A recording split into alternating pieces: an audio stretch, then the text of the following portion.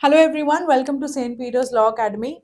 Today I am going to discuss the important topics for legal awareness for the CUET PG exam which is to be conducted in March this year.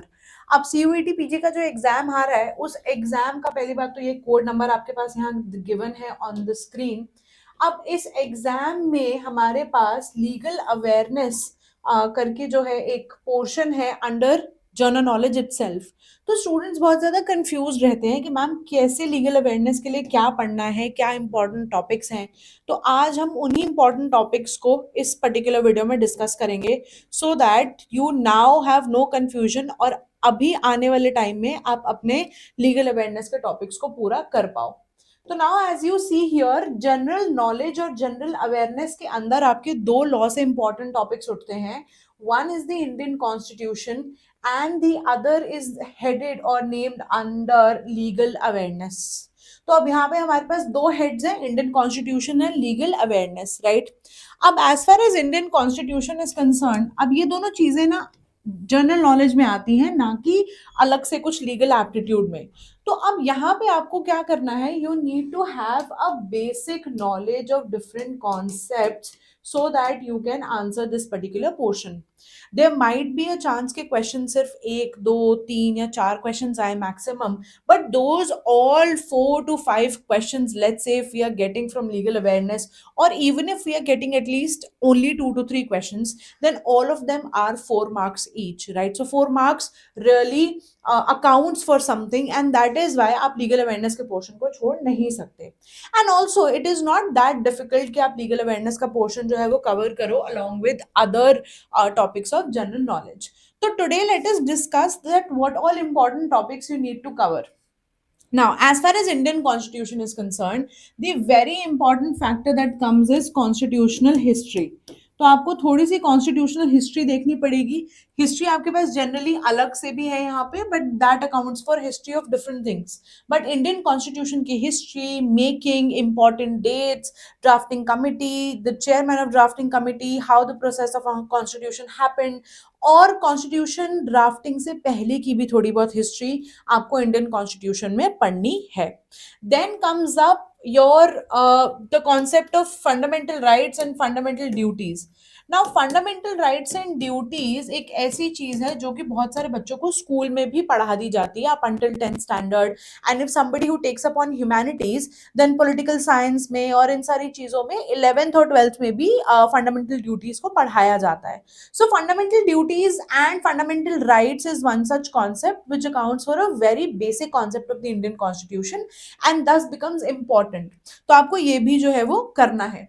इसके अलावा previously एक pattern देखा गया है papers में कि important constitutional amendment के ऊपर क्वेश्चन आया है. तो इंपॉर्टेंट कॉन्स्टिट्यूशनल अमेंडमेंट को भी हमें पढ़ना पड़ेगा. Once you can go through कि कौन सी इंपॉर्टेंट अमेंडमेंट्स हैं और उन अमेंडमेंट के मीन से क्या ऐड किया गया है और क्या रिमूव किया गया है, और whatever changes has been made under the Indian constitution by the means of that amendment, और उस अमेंडमेंट के नंबर से आपको वो अमेंडमेंट जो है वो याद करनी होगी. For example 44th constitutional amendment, 42nd constitutional amendment and such things, right.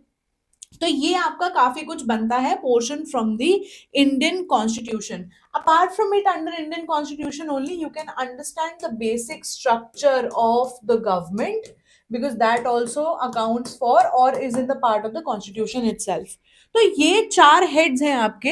History of the Indian constitution, the rights, I mean the fundamental rights and the fundamental duties, amendments, important amendments with their numbers and what has been changed through those amendments, and the basic structure of the government, as in a little about the executive, a little about the judiciary, and a little about the legislature who heads all of these organs of the government. In organs के काम क्या है, functioning क्या है, ये सारी चीजों के बारे में from the Indian constitution is what you have to study, right. अब अगर हम आते हैं हमारे लीगल अवेयरनेस के पोर्शन पे, अब ये portion basically talks about the current affairs and thus this portion becomes a little vast. तो करंट अफेयर्स, क्योंकि लीगल अवेयरनेस एक मतलब अवेयरनेस एक ऐसा टर्म है which you can not define as in, you should just be legally aware about these things. तो हम उसको करंट अफेयर से रिलेट कर सकते हैं कि करंटली लीगल स्फेयर में जो भी चल रहा है, एक तो आपको वो पता होना चाहिए। And by current affairs I mean the past 1 year. The past 1 year legal news is what you should know. Apart from it, in this video, I'm going to tell you more important topics. जैसे हमने constitution के topics देखे हैं, वैसे ही हम अभी legal awareness के भी टॉपिक्स देख लेते हैं. Now, coming to the important topics for legal awareness. Now, since I was telling you that this is a vast term, इस टर्म में आपको क्या करना है, that you need to be aware of the legal current affairs और legal news of past entire year.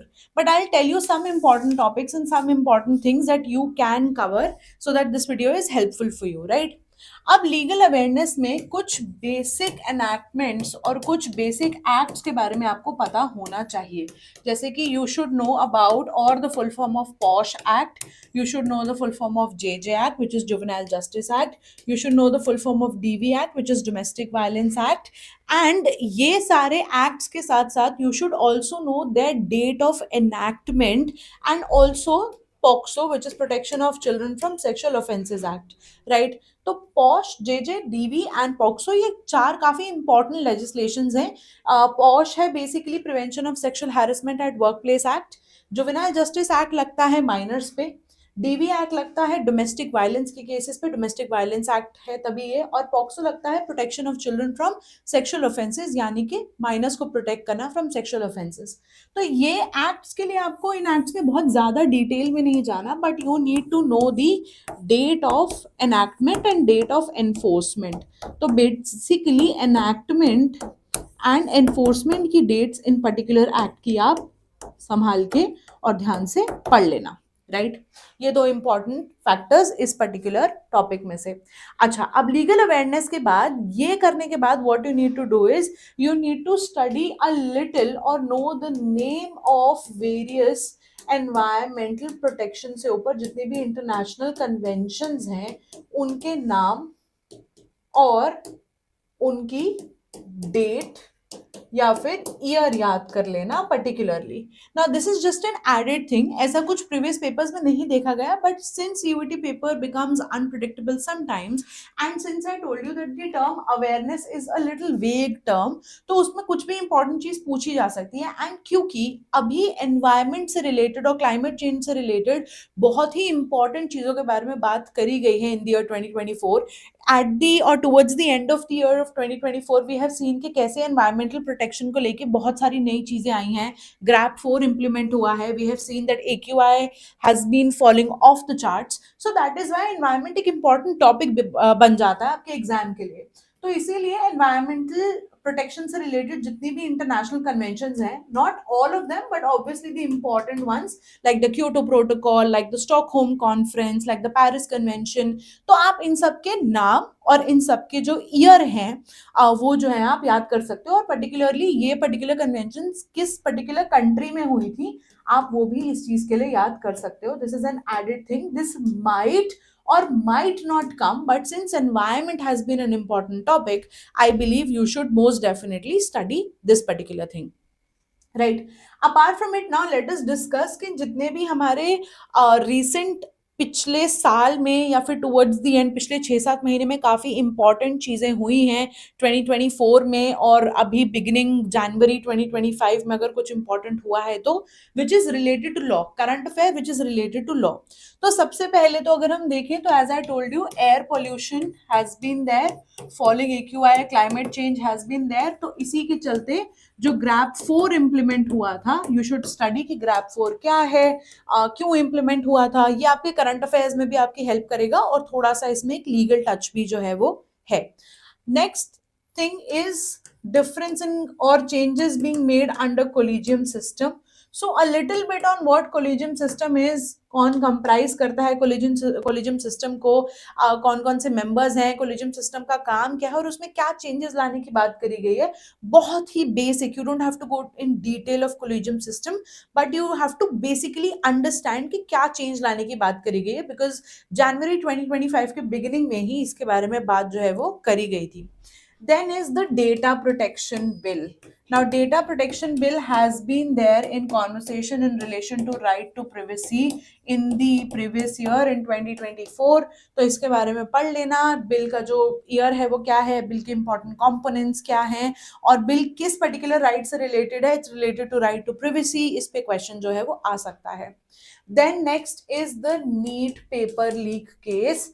अब NEET paper leak case के बाद हमारे पास एक पर्टिकुलर एनैक्टमेंट आया था लास्ट ईयर, एक लॉ आया था called as the public examination prevention of unfair means act of 2024. तो वो एक्ट का डेट ऑफ इन्फोर्समेंट देख लेना, इट्स इंपॉर्टेंट क्योंकि वो लास्ट ईयर ही आया है, लॉ से रिलेटेड है, लीगल अवेयरनेस में आता है, तो वो नीट पेपर लीक केस से जो है वो रिलेटेड है. देन अगेन पॉश एक्ट के बारे में मैंने पीछे इसलिए बोला because posh act has also been in conversation in legal news, क्योंकि इसमें चाइल्ड पोर्नोग्राफी वाले चैप्टर में चेंजेस करे गए हैं, जहाँ पे कि ये बोला गया है that now even watching such material online, even watching child pornographic material online, उस पे भी अब पनिशमेंट जो है वो दी जाएगी अगर पता चला तो वो पढ़ लेना. Then is the political controversy, the political controversy in Sambal about the Hindu, Muslim, and the temple and the mosque controversy, the political turmoil that is there. So do read about it. It accounts for general news as well, current affairs as well, and also it accounts somewhat related to the legal news as well. Then last one is the sub classification in the reservation. तो reservation यानी कि reserve category के अंदर आगे सब classification करना allow कर दिया है कोर्ट ने in the name of creamy layer. तो देयर माइट बी कि आपसे, क्योंकि कॉन्स्टिट्यूशन भी है, रिजर्वेशन का जो फैक्टर है वो कॉन्स्टिट्यूशन में दिया हुआ है प्रोविजन, तो और कॉन्स्टिट्यूशन अलग से आपका एक पोर्शन भी बनता है जनरल नॉलेज में. तो देयर माइट बी कि रिजर्वेशन का इंपॉर्टेंट आपसे कोई आर्टिकल नंबर पूछ लिया जाए, that can be asked, you never know. तो रिजर्वेशन से रिलेटेड थोड़ी चीजें पढ़ लेना, और ये भी देख लेना कि सब क्लासिफिकेशन वाला जो फैक्टर है उसको क्रीमी लेयर के नाम से जो है वो डाला गया है. तो ये टर्म को याद रख लेना, कुछ कुछ terminologies are important. So these are the topics that you can cover. Obviously this is not an exhaustive list, but something that I've tried to come up with so that ये help हो आपकी in order to understand कि legal awareness में आपको क्या क्या पढ़ना है, right?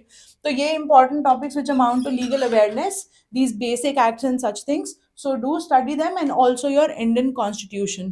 I'll come up with more videos for CUET for your help. Do read on all of these topics, and all the very best for your exam.